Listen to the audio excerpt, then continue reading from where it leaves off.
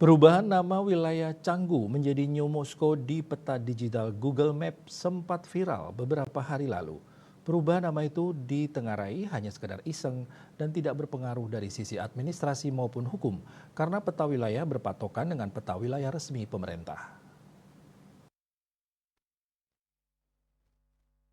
Imade Dwi Indrawan, Wakil Ketua Bidang Perizinan dan Hukum REI Bali usai kegiatan bakti sosial penyerahan bantuan sembako kepada Yayasan Dria Raba pada Sabtu 25 Mei 2024 mengatakan perubahan nama Canggu menjadi New Moskow di peta digital lebih bersifat iseng dan sangat mudah dilakukan oleh siapa saja dengan teknologi digital sekarang ini.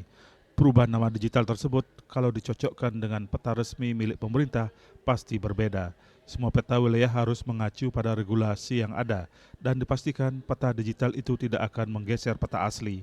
Penamaan itu lebih kepada kegiatan iseng para WNA Rusia sebagai branding wilayah yang kebanyakan mereka kini berlibur, bermukim, bahkan berusaha di kawasan Canggu. Tidak ada, mungkin itu hanya informasi atau isu saja yang merubah area. Dan itu memang sekarang sangat mudah dilakukan melalui teknologi yang sedang berkembang, karena Google Map itu setiap orang bisa membuat pin sendiri.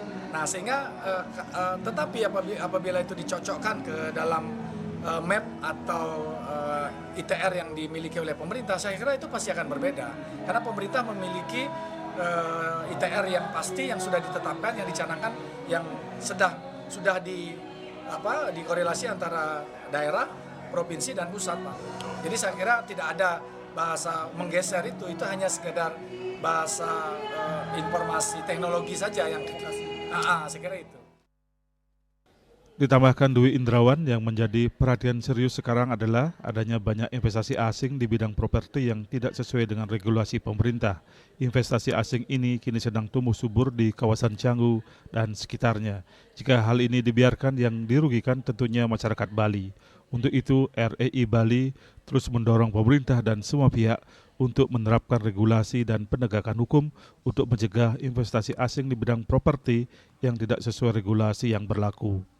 Riasa Bali TV.